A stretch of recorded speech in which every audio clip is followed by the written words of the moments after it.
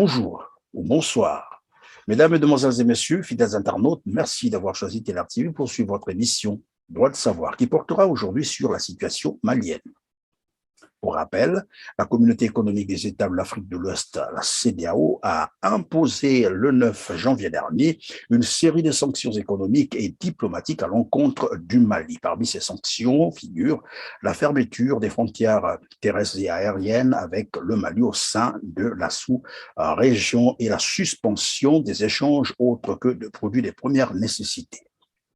Des sanctions jugées inadmissibles, illégitimes, illégales et inhumaines par le chef de la transition malienne, le colonel Assimi Goïta, qui a vivement réagi en rappelant tous ses ambassadeurs en Afrique de l'Ouest et en fermant à son tour les frontières terrestres et aériennes avec ses voisins de la CEDEAO qu'il estime être instrumentalisés par les puissances étrangères, notamment la France. Voilà qui sera au centre de notre entretien aujourd'hui avec M. Enda Diogène Asseni de la Ligue panafricaine Umoja Congo. Moi, c'est Christian Perrin. Bienvenue à tous ceux qui viennent de nous rejoindre et merci d'avoir choisi Ténère TV. Bonjour M. Enda. Bonjour M. Perrin. Merci de m'avoir invité à votre émission. C'est un plaisir pour nous de vous recevoir sur notre plateau. Soyez donc le bienvenu. Alors, M. Enda, on va d'abord commencer à parler de votre organisation, la Ligue panafricaine Umoja Congo. La Ligue panafricaine Umoja Congo. Est-ce un parti politique, une association, une organisation quelconque? C'est quoi exactement? La Ligue panafricaine Umoja Congo est un parti politique qui a déposé ses documents administratifs auprès des autorités en janvier 2021. Mais depuis à peu près 2014, c'est d'abord été une association avec l'ambition justement de se muer en parti politique, ce qui est donc fait. Et c'est un parti panafricaniste. Parti panafricaniste dans le sens où nous reconnaissons dans nos statuts, dans nos professions de foi, que l'avenir de l'Afrique passe par la réalisation des États-Unis d'Afrique. Évidemment, entre les deux, il y a tout un travail à faire. Donc, nous sommes justement, comme parti panafricaniste, opposés à toutes les dictatures qui sont en Afrique, à toutes les violations des constitutions, à toutes les pérennisations au pouvoir, évidemment, à tout ce qui constitue les maux qui font mal aux Africains tous les jours. En même temps, nous considérons que les questions de démocratie classique, de droits de l'homme, bonne gouvernance, ne sont pas complètes pour provoquer le développement dans nos pays. Il faudrait aussi y ajouter tout le volet de la souveraineté. Et la souveraineté, ça veut dire qu'il faudrait comprendre la démocratie comme étant consubstantielle aux questions de souveraineté. Si, depuis début des années 90, la démocratie pluraliste que l'on nous a promis n'a pas créé le développement attendu, ce n'est pas parce que de Dakar à Dar es Salaam, tous les Africains sont congénitalement incapables. C'est bien parce que nous n'avons pas associé à la démocratie ce qu'on appelle la seconde indépendance.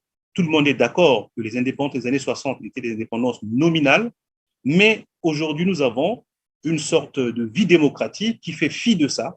Et je pense que la situation du Mali est un parfait exemple du fait qu'une démocratie qui n'a pas de contenu en matière de souveraineté, c'est-à-dire lorsque les populations, les peuples ne peuvent pas statuer sur les questions essentielles de leur matière première, de leur monnaie, de leur armée, donc système de défense, de leur diplomatie, ce ne sont pas des démocraties, ce sont des colonies déguisées du monde moderne. Alors, je semble comprendre, est-ce que j'ai bien compris, en fait, vous parlez d'un parti politique, comme quoi il figure sur la liste des partis reconnus par l'État congolais, c'est cela?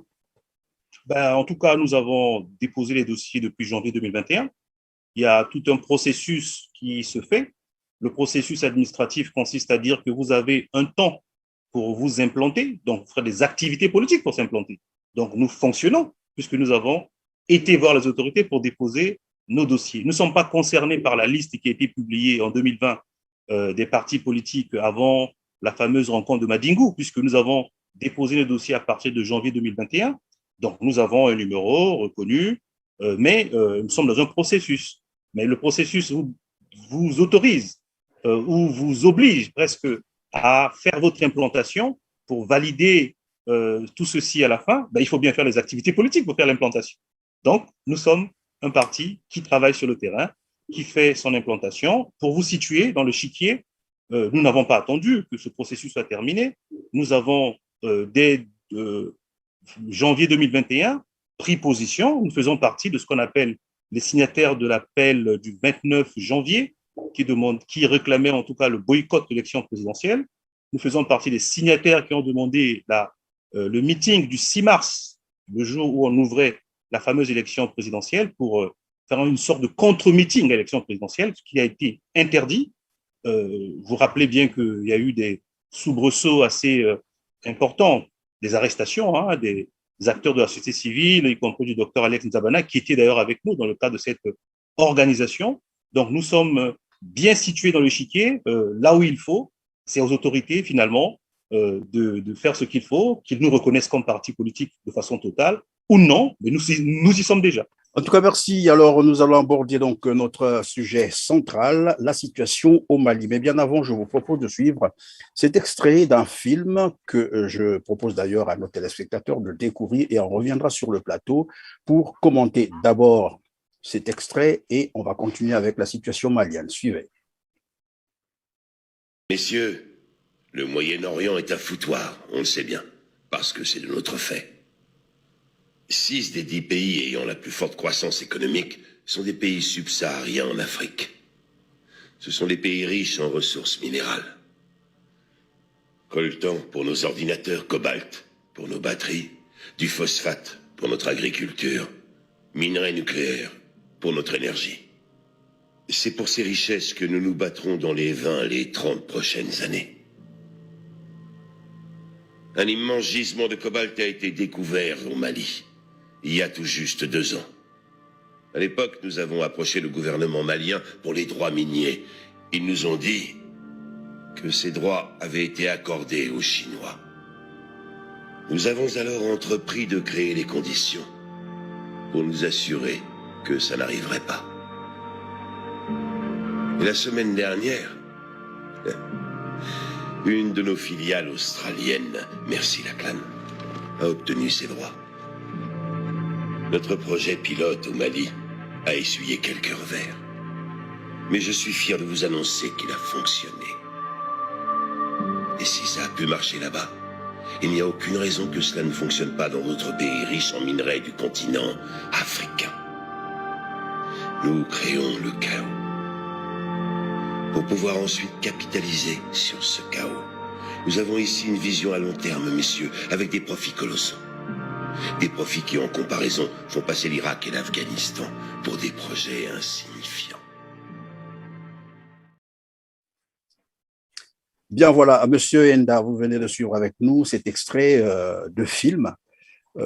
Quelle impression vous donne ce film qui a été tourné bien longtemps avant la situation actuelle au Mali? Alors, ça fait penser à 2 choses. Le monde est, en tout cas au niveau des relations internationales, vit sous l'horloge des événements qui ont frappé exclusivement l'Europe, ce qu'on appelle la Deuxième Guerre mondiale, ou la confrontation de 2 géopolitiques, la géopolitique entre guillemets de la mer, c'est-à-dire que de l'Angleterre, pays insulaire, la géopolitique continentale de l'Allemagne, plutôt pays continental, qui aboutit à 2 grandes confrontations, 14-18, et enfin 39-44-45 si vous voulez, et qui a créé un système de 2 forces en présence, ce qu'on appelle la guerre froide. Depuis l'URSS disparu, l'Occident, donc le bloc de l'Ouest, est resté entre guillemets maître du jeu, et la Chine est en train de monter pour contrebalancer tout ça. Mais rien n'est encore fini, puisque la Chine n'a pas encore totalement les moyens de faire l'URSS d'hier. Et donc, Ce film montre les méthodes qui ont été utilisées et qui sont toujours en cours pour garder ce qu'on appelle les sphères d'influence, d'une part. Et d'autre part, ça m'évoque aussi la situation du Mali, qui n'est pas spécifique au Mali, qui est plutôt une situation qui vient des années 80. Il faut savoir qu'en 80, il y a eu ce qu'on appelle la crise de l'endettement mondial. C'est le Mexique qui décide de ne plus payer ses créanciers parce que ne pouvait plus simplement payer ses dettes internationales, les dettes extérieures. Et ça a créé ce qu'on appelle la crise internationale. Cette crise internationale s'est traduite concrètement pour nous autres Africains par l'arrivée massive de ce qu'on appelle les institutions financières internationales, le FMI et la Banque mondiale. Et ces institutions qui sont arrivées en Afrique nous ont imposé toute une série d'injonctions en matière économique, en matière politique, mais qui sont toutes néolibérales, fondamentalement. Et ces injonctions nous ont imposé en quelque sorte, pour que nous soyons en capacité de rembourser nos dettes, il aurait fallu que nous ayons accès à ce qu'on appelle les devises extérieures. Pour avoir les devises extérieures, il faut vendre ce qu'on appelle les matières premières, exporter en masse. En quelque sorte, on a renforcé ce qu'on appelle les économies de rente, la monoculture, qui était l'un des éléments que nous devrions casser après les indépendances pour nous permettre de créer ce qu'on appelle le développement endogène. Et pour finir sur le Mali, dans cette situation, a été contraint d'accentuer l'économie de rente, la monoculture, autour du coton. C'est bien ce que dit cette émission. Et donc, renforcer en quelque sorte le néocolonialisme. Parce que quand vous êtes dépendant en cela du pétrole, du coton, du café, en quelque sorte, le FMI a réussi à nous mettre tous au pas, à créer une sorte de centre d'encadrement néolibéral à ciel ouvert, sans résistance, ce que les sociétés concessionnaires pendant la colonisation obtenaient à la suite des travaux forcés, c'est-à-dire que de la résistance des Africains à une opposition de la chicotte en quelque sorte, le FMI les a obtenus avec ce qu'on appelle les lettres d'intention, simplement. Et donc nous sommes dans cette situation qui a fragilisé les États et le Mali le subit de plein fouet. Je renvoie les téléspectateurs ou bien ceux qui nous suivent aux excellents travaux de Mme Aminata Traoré, qui est une grande figure malienne, qui a été d'ailleurs ministre de la Culture du gouvernement d'Alpha Omar Konaré, qui a presque prophétisé tout ceci. Parce que le premier gouvernement démocratique du Mali, d'Alpha Omar Konaré, puisque le Mali a été présenté comme le modèle de la démocratie avec le coup d'État de ATT contre Moussa Traoré, qui n'est pas resté au pouvoir, le général ATT, Amadou Toumani Touré, pour dire son nom précisément, qui a lâché le pouvoir aux civils. Donc, c'est la première alternance, donc la première transition réussie au Mali. Le Mali était présenté ainsi comme un modèle de démocratie. Et donc, Madame Aminata Traoré, qui était ministre de la Culture, qui a démissionné du gouvernement d'Alpha Omar Konaré, avait déjà écrit un premier livre qui s'appelle L'étau, l'Afrique dans un monde sans frontières, où elle expliquait que les mesures d'ajustement structurel qui sont arrivées dès les années 80, si on ne mettait pas fin à cela, ça allait saper les espoirs suscités par la démocratie pluraliste. Et nous y sommes pleinement. Alors, que pensez-vous des relationnistes internationaux qui pensent que c'est la force qui fait le droit? En tout cas, en matière internationale, on peut le dire. On peut le dire. Qu'est-ce que nous sommes, nous, Africains, après la conférence de Berlin de 1885? C'est la force qui a imposé, lors de ce sommet qui a eu lieu en Allemagne, à la demande d'ailleurs de la Belgique, sur le conflit de la République du Congo, qui était la propriété personnelle du roi des Belges, qui a demandé aux puissances, donc qui avaient la force, de s'entendre pour morceler, partager l'Afrique. Que pensez-vous de l'OTAN? C'est la force.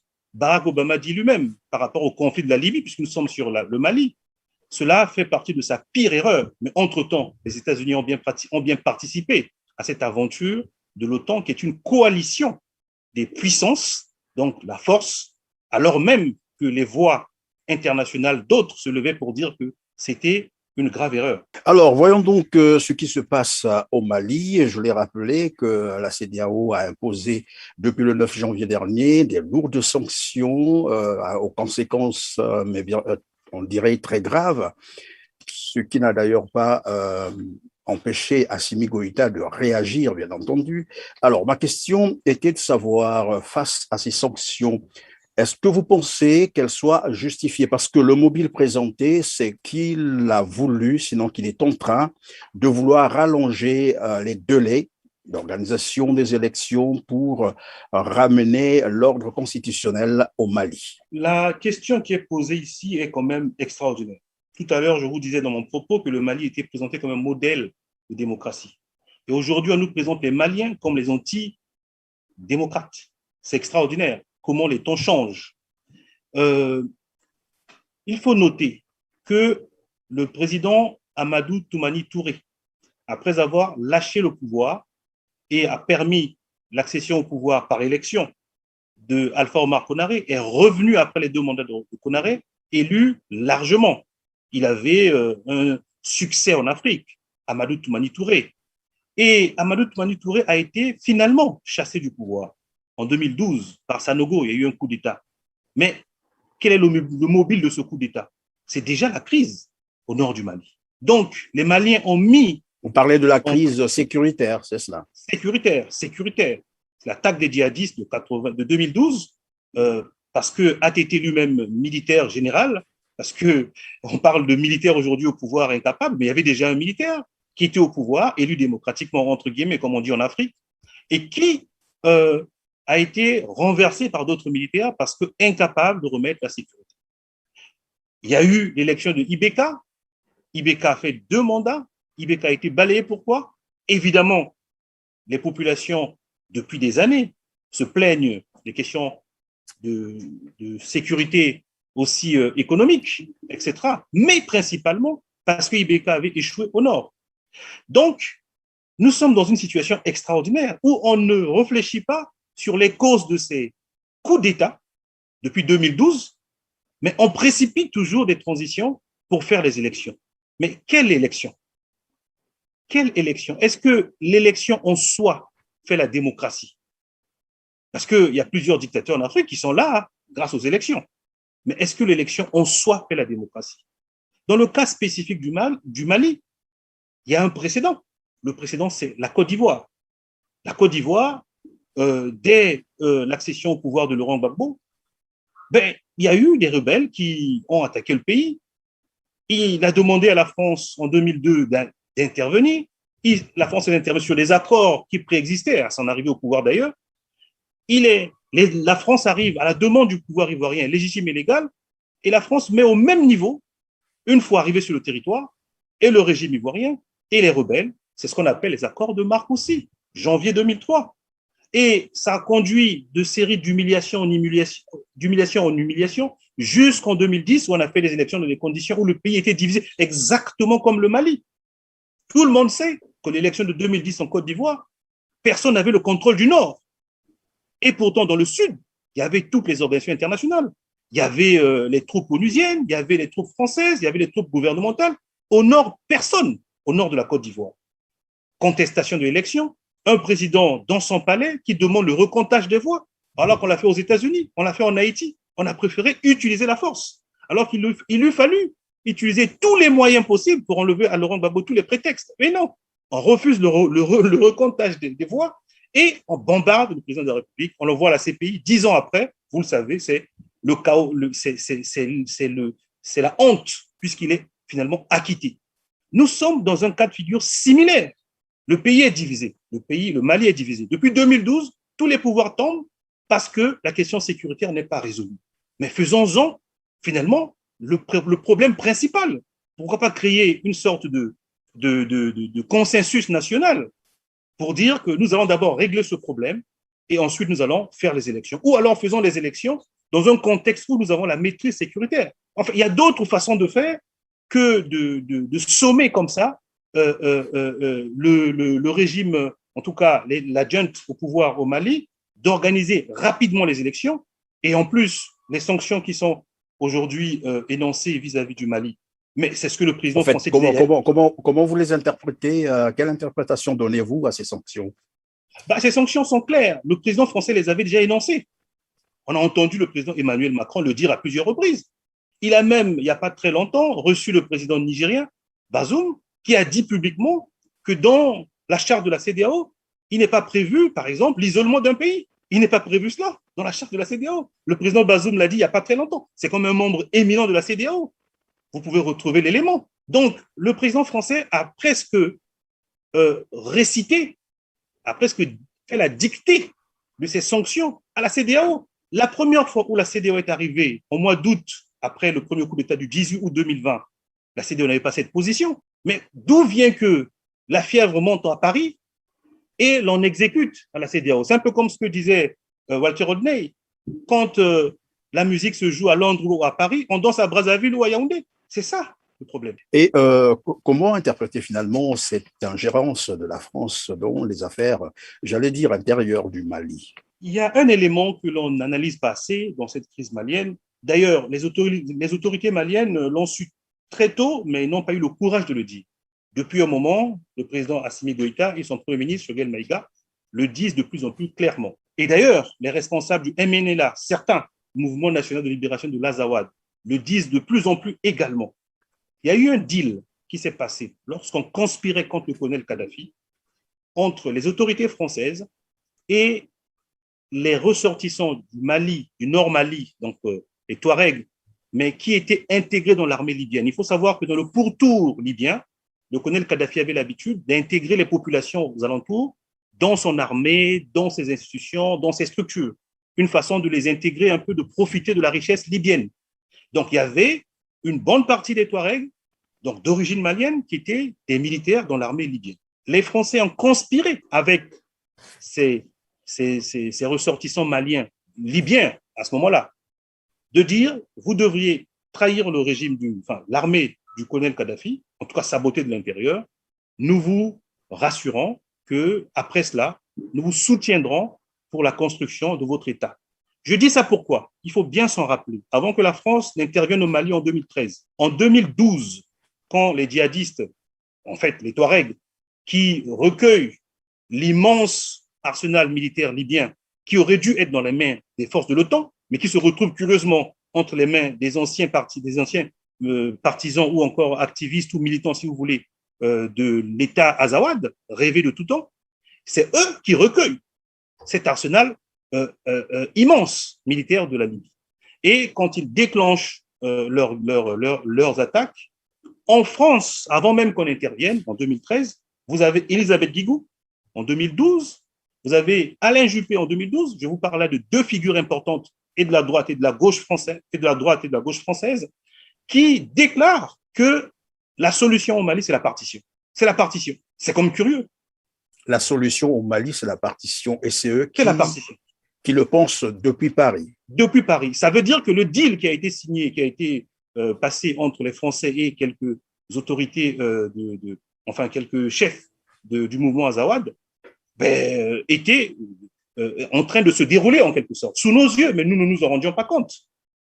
Et donc, nous sommes quand même dans une situation extraordinaire où ceux qui ont créé le chaos en Libye, qui ont signé des deals avec des forces djihadistes qui ont attaqué le Mali, sont donc en train de faire du chantage sur le Mali pour que le Mali fasse d'abord accepte le jeu de la partition d'une part, et d'autre part aujourd'hui c'est plutôt l'affaire russe, pour être clair, d'autre part aujourd'hui, prétextant du fait que les Russes arriveront ou sont arrivés au Mali, il faut très vite faire les élections, comme si les élections en soi allaient écarter la possibilité d'avoir des partenaires russes. Je ne comprends pas.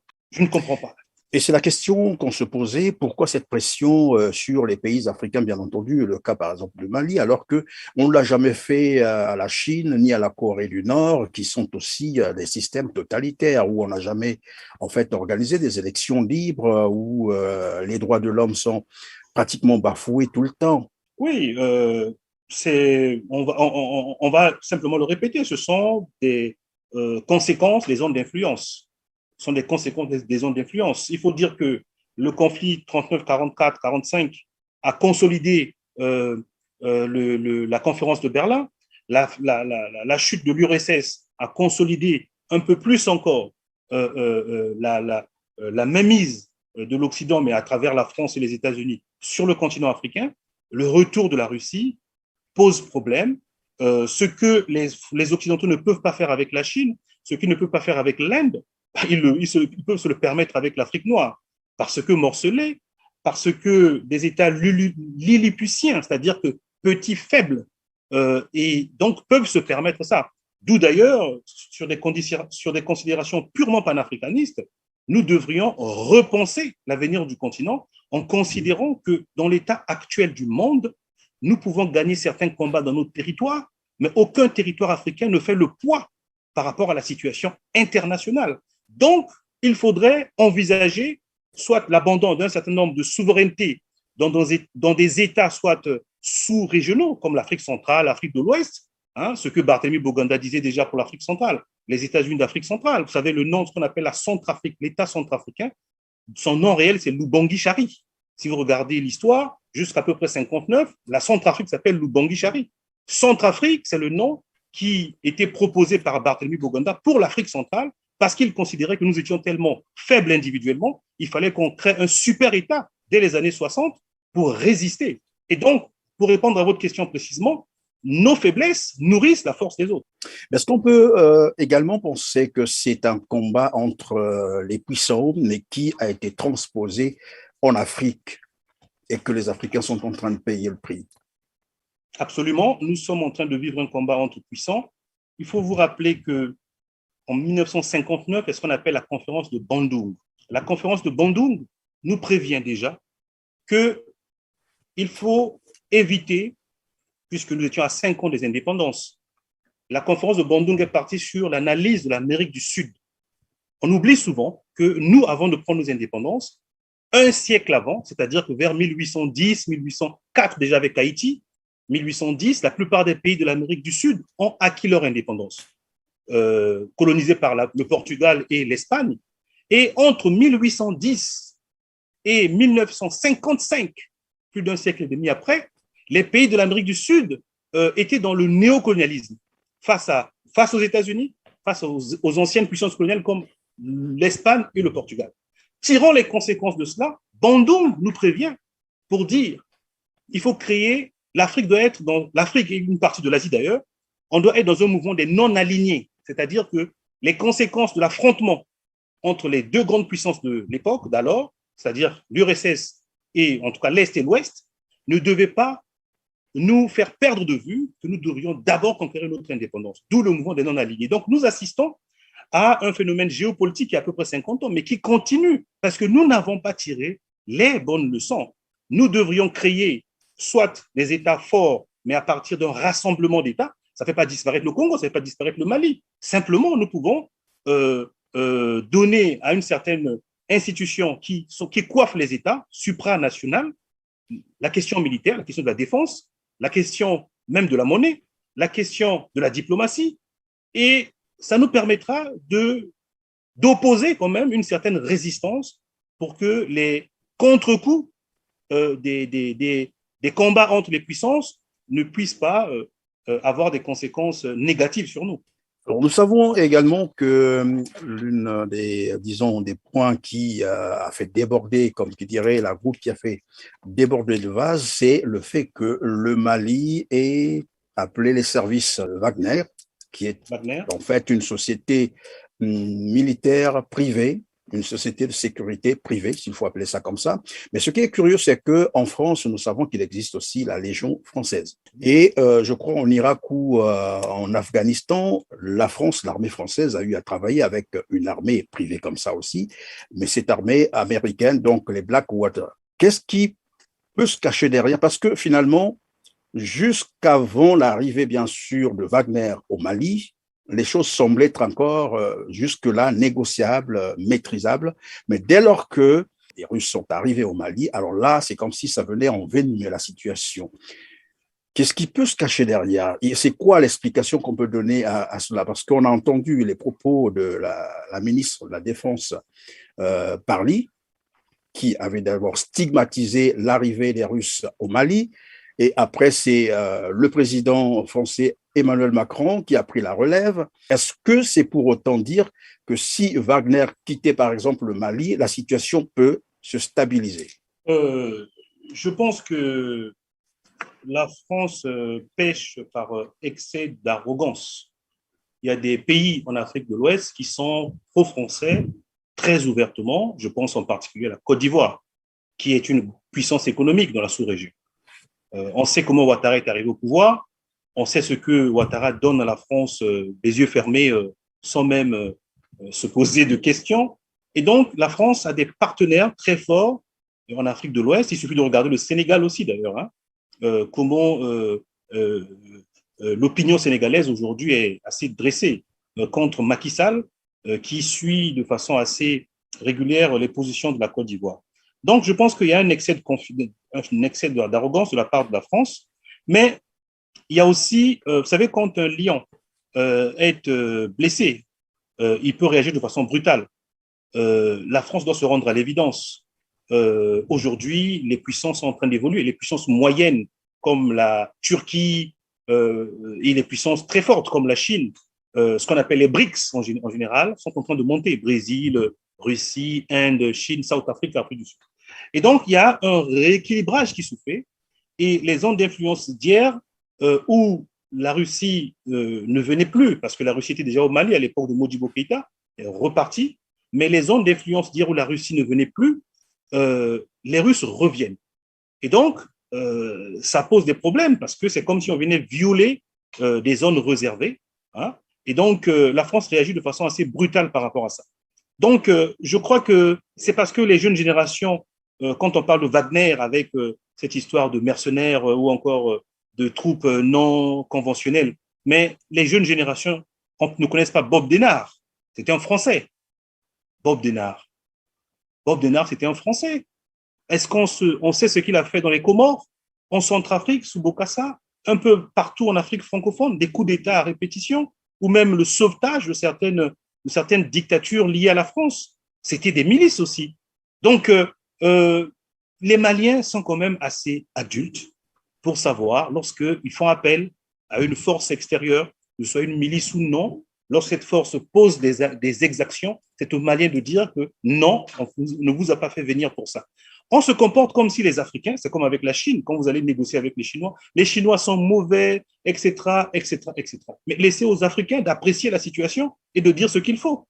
Et ce sont ceux qui ont fait la colonisation hier, qui continuent avec le néocolonialisme, sans complexe, et qui viennent faire des leçons de morale sur ces questions-là. Je rappelle aussi que dans certains pays d'Afrique francophone, là où vous avez le pétrole, vous avez une société qui s'appelait hier Elf, aujourd'hui Total, qui est presque un État dans un État, qui a ses services de renseignement, qui ne le sait pas, et qui sont souvent au service des dictatures. Donc, c'est-à-dire que nous avons une sorte de balle d'hypocrite, hein, en quelque sorte. C'est pour ça que ça n'impressionne pas les Russes.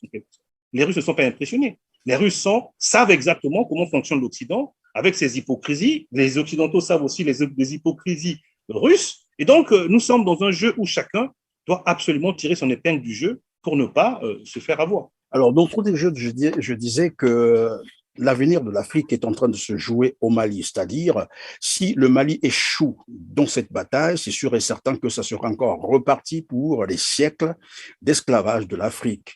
Et s'il gagne, évidemment, les autres pays pourront peut-être suivre. Mais qu'est-ce qui fait que malgré tout ce que l'on sait aujourd'hui, et puis il y a des réseaux sociaux, ce n'est plus comme hier où l'information était réservée à certaines personnes, tout le monde sait ce qui se passe, tout le monde comprend ce qui se passe, malheureusement, il n'y a pas des présidents qui réagissent ou qui condamnent ce qui se passe, notamment ce que, par exemple, la CEDEAO vient de faire, et tout le monde sait que c'est une instrumentalisation, et même au niveau de la société civile, c'est un peu timide.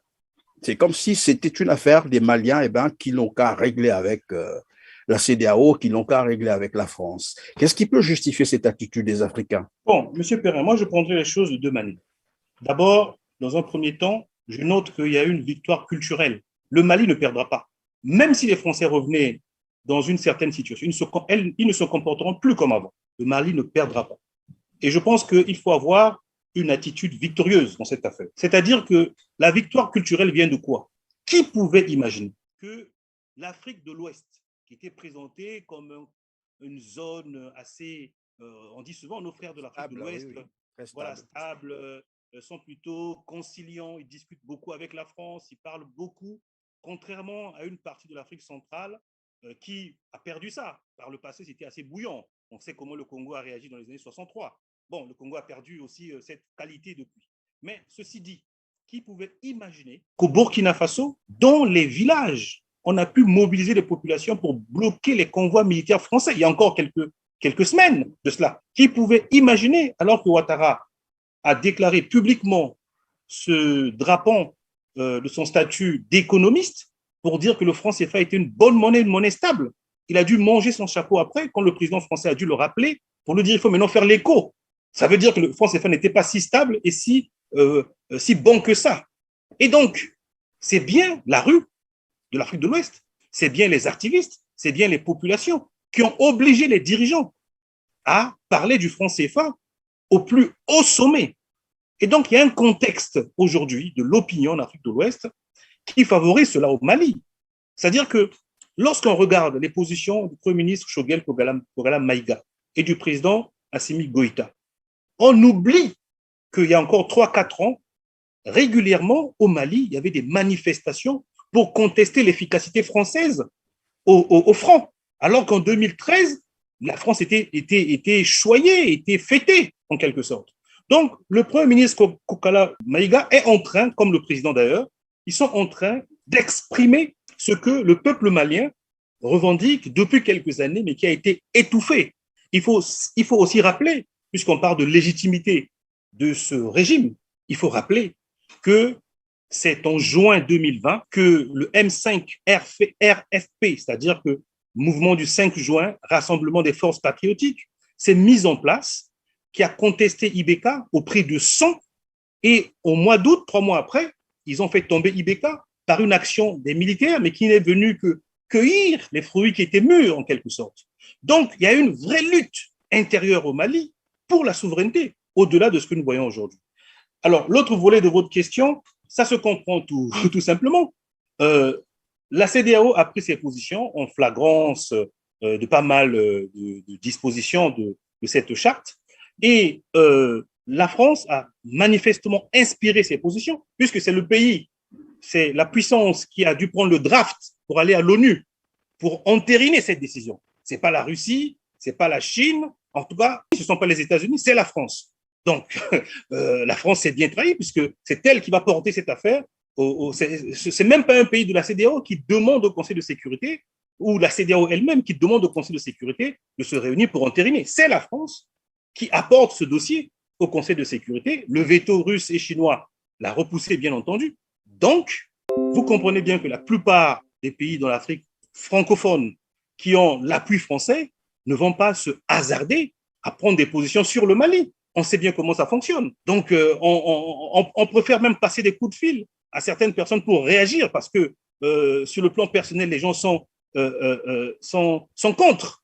Mais sur le plan institutionnel, ils ne vont pas réagir. Donc, on peut finalement conclure que c'est j'allais dire, une bataille entre la France et le Mali. Ça n'a rien à voir avec la CEDEAO, parce que tout à l'heure, vous rappelez d'ailleurs que le dossier a été transmis au niveau de l'ONU par la France, qui est allée plaider pour les sanctions contre le Mali. On se poserait la question de savoir, mais qu'est-ce que la France a à faire dans la CEDEAO? Est-elle membre de cette organisation, ou qu'est-ce qui se passe? Visiblement, la question de la CEDEAO se pose. Est-ce que, parce que le ministre français des Affaires étrangères a déclaré qu'ils étaient aussi de la CEDEAO, faisaient partie de la CEDEAO.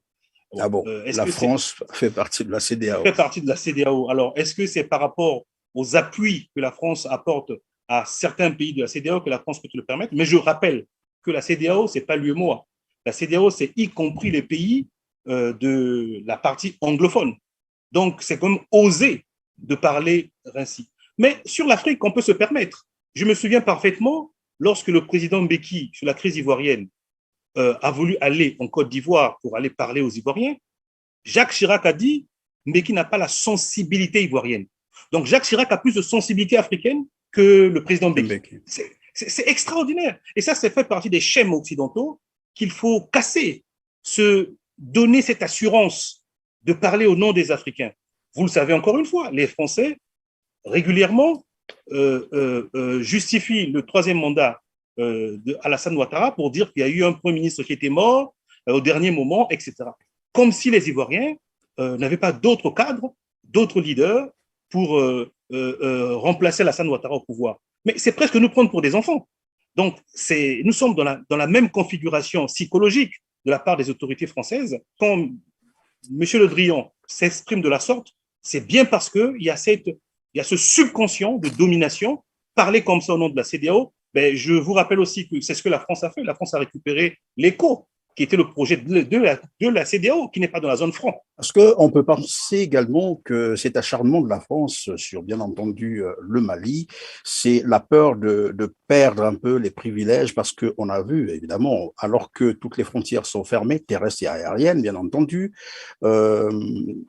donc, les vols qui doivent partir de la CEDEAO ne peuvent plus accéder au Mali. Mais curieusement, la France est empressée à aller négocier pour des vols directs, donc Paris, Bamako, à partir, pour sa société ou pour sa compagnie aérienne Air France. Est-ce que on peut penser que la France ne peut vraiment pas survivre sans le Mali, sinon, pourquoi ne pas dire sans l'Afrique? Et que c'est ce qui justifierait, bien entendu, cet acharnement. Écoutez, ça se passe de commentaires. Je pense que tout le monde le sait. Quand vous voyez Air France, ce que Air France fait en Afrique noire, d'abord en termes de prix, en termes de privilèges, Air France n'a pas les mêmes privilèges dans les autres parties du monde. Ce qui se passe est même pitoyable pour les Africains. Voilà la CEDEAO, où les peuples maliens et les peuples nigériens, les peuples ivoiriens, les peuples sénégalais, etc., sont des frères directs. Hein. Je rappelle que ces territoires ont été morcelés par la conférence de Berlin. Il y a des empires qui partaient de part en part et leurs dirigeants poussent à cette position assez absurde et les Français passent par derrière, après les avoir poussés à prendre ces décisions, passent par derrière pour négocier en quelque sorte la survie de leur instrument économique. Je rappelle que Air France a eu beaucoup de difficultés. Il a fallu que l'État français renfloue le capital d'Air France avec la pandémie Covid-19 depuis ces 2 dernières années. Et là, c'était encore un coup, parce qu'il ne faut pas oublier que le Mali est un grand territoire. Ça allait obliger Air France à ne plus passer par le territoire malien, en dehors du fait qu'il fallait garder le marché malien, mais il y a aussi le fait de contourner ce territoire, c'est autant de difficultés et d'argent perdu. Non, l'impérialisme n'a pas de frontières et n'a pas de goût. C'est-à-dire que dès qu'il y a l'argent, dès qu'il y a les intérêts, on y va. Alors, est-ce qu'on peut parler donc des perspectives dans les relations, bien sûr, entre le Mali et la France? Lorsqu'on sait, et on a entendu dire cela du Premier ministre malien, que finalement, ce qu'ils ont opéré actuellement comme résultat avec l'arrivée, bien sûr, des Russes en quelques semaines, c'est 10 fois, disait-il, 10 fois plus que ce que l'armée française a pu obtenir pendant plus de 10 ans.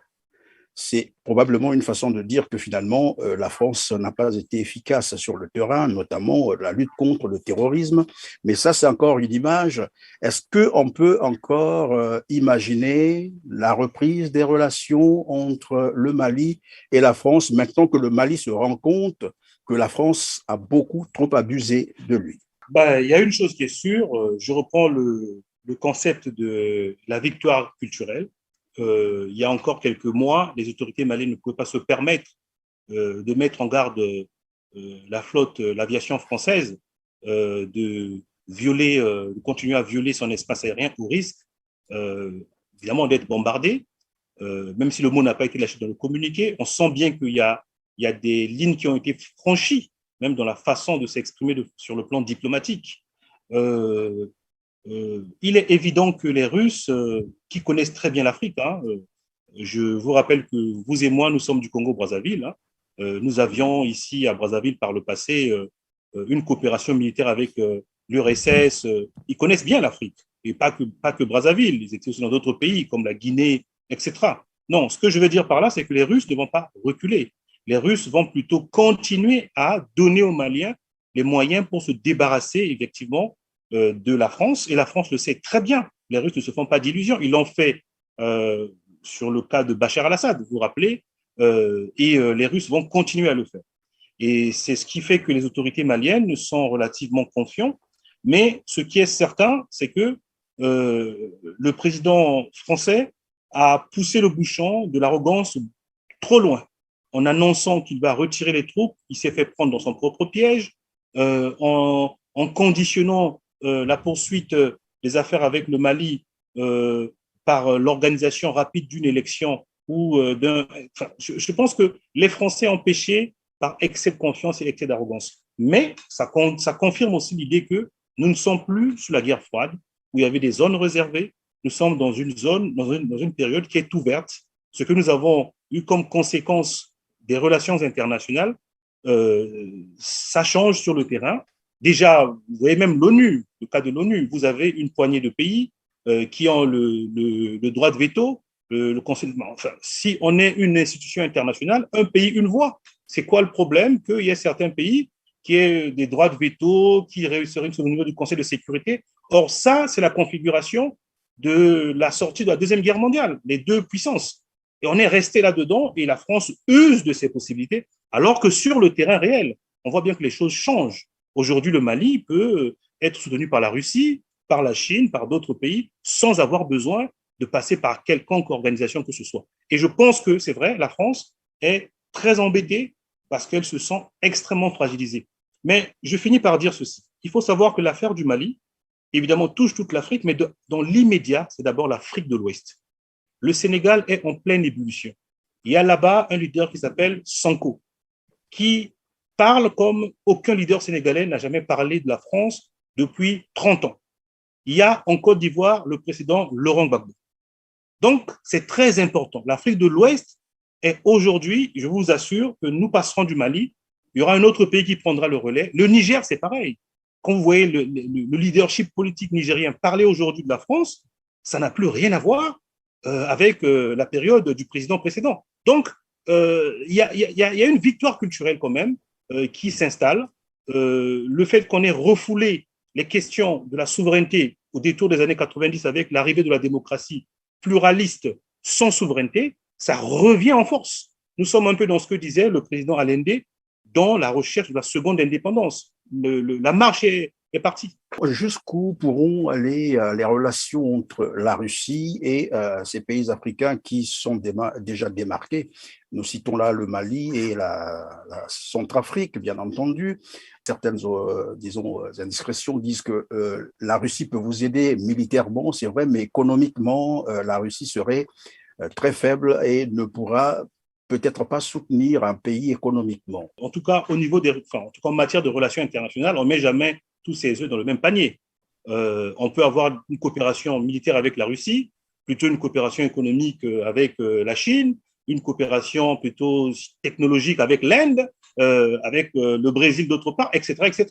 Il faut sortir de ce précaré, de cet esprit de précaré où nous avions un seul partenaire avec qui on fait tout.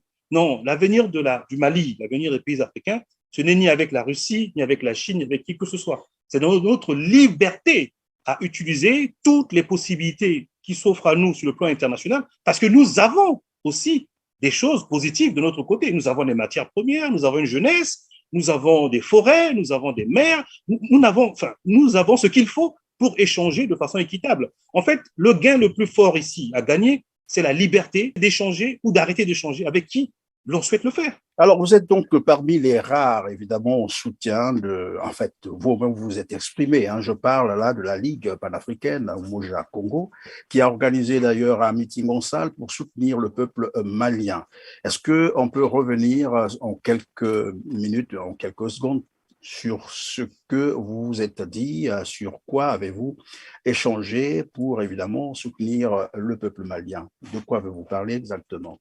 D'abord, il faut considérer que ce qui arrive au Mali n'est pas propre au Mali. Pour l'impérialisme, le Mali est interchangeable avec la Libye, avec la Zambie, avec le Sénégal, avec le Congo, etc., etc. Nous devons avoir cette conscience aiguë que nous sommes interchangeables pour l'impérialisme. Deuxièmement, le Congo. Le Congo a une tradition panafricaine extrêmement importante, pour ne pas repartir depuis André Grenard-Machoua, avec son amicale qui était destiné à défendre le droit de tous les Noirs. C'est ça l'amicale de Machoua. avant de le contextualiser dans la résistance ou à l'opposition à la colonisation au Congo-Brazzaville. En tout cas, l'amicale avait cette ambition panafricaine déjà, qui peut rejoindre les ambitions de Marcus Garvey. Vous avez aussi au Congo, en tout cas en Afrique centrale, des figures très importantes qui ont voulu que nous puissions nous défendre collectivement. Je pense, tout à l'heure, j'ai parlé de Barthélemy Boganda, qui était un grand leader haïtien, qui était à Brazzaville, qui voulait les États-Unis d'Afrique centrale. Il appelait ça même les États-Unis d'Afrique latine. Bon, je m'oppose un peu à ça, mais l'idée était là, nous rassembler pour être plus forts. Nous avons dans ce pays, précisément le Congo, des événements qui se sont passés où le Congo a pris des positions assez fortes. Nous avons soutenu les luttes anti-apartheid. Nous étions parmi les pays, alors que petits, entourés des pays plutôt pro-occidentaux, pro-ouest, nous avons pris cet engagement. Il y a eu beaucoup d'échecs avec la révolution congolaise, mais ça, c'est au moins positif. Nous avons soutenu les mouvements anti-apartheid, tous les pays de l'Afrique australe qui se battaient contre, parce que l'apartheid n'était pas qu'en Afrique du Sud. La plupart des pays alentours subissaient les mêmes problèmes. Nous avons soutenu l'UPC au Cameroun, l'UPC qui a combattu cette même France, les leaders comme Oumniobé, comme Osende Afana. Donc, le Congo a une vraie tradition de solidarité avec les Africains. Et nous, Ligue panafricaine du Moja, nous nous sommes réunis, nous avons dit qu'il n'était pas normal que ce qui se passe dans le continent, au Mali, que le Congo ne s'exprime pas. Nous sommes justement un parti politique qui est dans l'opposition qu'on peut appeler radicale. Mais nous avons voulu nous exprimer au nom du Congo, parce que personne ne peut nous interdire de parler au nom du Congo. Tout le monde peut parler au nom du Congo. Nous avons dit que le Congo devrait exprimer sa solidarité à nos frères du Mali. C'est ce que nous avons fait ce jour-là. Donc, le 16 janvier, nous avons rassemblé, invité des partis, des associations, et nous avons exprimé très clairement notre soutien au Mali. Alors finalement, il faut peut-être un mot sur ce que l'on appelle souvent la bonne gouvernance et les élections pour qualifier la démocratie. Comment devrait-on désormais percevoir ces deux concepts? Le problème est clair. Qu'est-ce que les leaders africains, de façon honnête et sincère, disent aux peuples africains? Est-ce que la démocratie, c'est de s'intéresser qu'à des choses spécifiques et non pas à d'autres? Est-ce que la démocratie africaine ne doit s'intéresser qu'à la gestion de l'hôpital, à la gestion de la cantine, à la gestion du budget et encore, mais jamais aux matières premières, jamais à la monnaie, jamais. Il faut dire, la démocratie, c'est de donner aux citoyens, elle n'est ni blanche ni noire, de donner aux citoyens la possibilité d'opérer des choix sur leur destin. Il faut dire aux Africains, et ça j'en appelle à l'élite politique africaine et congolaise en particulier, il faut dire à nos peuples jusqu'où vous devez faire la démocratie, auquel cas nous sommes encore dans ce qu'on appelle la loi cadre, dans les années 57-58. La loi cadre, c'était au moins clair, c'est écrit dans les textes que les affaires étrangères, c'est la France, la monnaie, c'est la France, la défense, c'est la France. C'est ce que les Opango, les Yulu, tout ça faisaient. Et c'était clair, ils ne débordaient pas. Ou c'est une démocratie complète, ou elle n'est pas complète. C'est en cela que l'élection a un sens. Puisque vous le voyez bien, quand vous votez d'une certaine manière, on est capable de remettre en cause votre vote parce que vous avez touché un certain nombre d'intérêts. Le Congo l'a vécu. En 1994, vous le savez bien, lorsque le président Lissouba, par exemple, a voulu revoir, en tout cas est parti voir Oxy, ça a posé des problèmes. Il y a eu des soubresauts dans le pays. La guerre de 97 a une forte odeur du pétrole, on le sait très bien. Comment nous pouvons faire la démocratie en écartant tout ce qui est susceptible de remettre en cause toujours la démocratie? Il faut tout mettre dans le panier pour que les populations aient connaissance de cause. Et c'est ce que je vous dis, l'Afrique de l'Ouest est en train de le réussir. C'est-à-dire qu'il y a cette victoire culturelle, que les questions de souveraineté font partie aussi des délibérations démocratiques classiques. Voilà, on va terminer par un mot sur l'actualité congolaise. Je ne sais pas quelle a été votre position sur le projet de loi portant révision de la Constitution congolaise, notamment l'article 157. Nous sommes naturellement, intellectuellement, politiquement opposés à cette révision constitutionnelle. Ça ne peut pas être autrement. Nous avons contesté, nous avons exprimé notre position pour le boycott de l'élection présidentielle 2021. On ne va pas changer d'avis aujourd'hui. Non, la question de cette modification ou révision, selon qu'on l'appelle comme on veut, est une question qui interroge. En tout cas, si le prétexte, c'est la pandémie, tous les éléments que nous avons aujourd'hui entre les mains montrent qu'il y a un recul. Il y a un recul, ça n'avance plus. Pourquoi avoir changé? Pourquoi avoir voulu élargir, enfin, en tout cas, donner plus de temps à l'état d'urgence, alors que nous sommes en train de partir vers la fin? Il y a quelque chose qui ne va pas. Mais si cela préfigure des modifications prochaines qui vont favoriser ce qu'on appelle la succession familiale ou dynastique au pouvoir, nous sommes fondamentalement opposés et nous allons nous associer à tous ceux qui sont contre pour manifester notre opposition à cela. Bien voilà, c'est la fin donc de cette émission. Merci Monsieur Enda Diogène Semi, la Ligue panafricaine Umoja Congo. Merci d'avoir été avec nous, surtout d'avoir consacré votre temps si précieux pour nos téléspectateurs.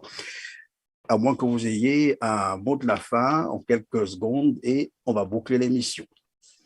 En tout cas, je voulais vous remercier, M. Perrin, de m'avoir donné cette occasion, cette opportunité de m'adresser à mes compatriotes, à toute l'Afrique, puisque votre média a vocation à informer toute l'Afrique et le monde entier pour dire ce que nous voulons, ce que nous espérons avec notre organisation apporter comme nouveauté dans la vie politique congolaise. En ce début d'année du calendrier chrétien, je voudrais dire que ici à Brazzaville, les Congolais se battent pour tous les jours survivre et nous sommes à leur côté et nous allons continuer à nous battre à leur côté. Merci. En tout cas, merci. C'est donc la fin de cette émission. Merci à vous, chers téléspectateurs, qui avez été avec nous.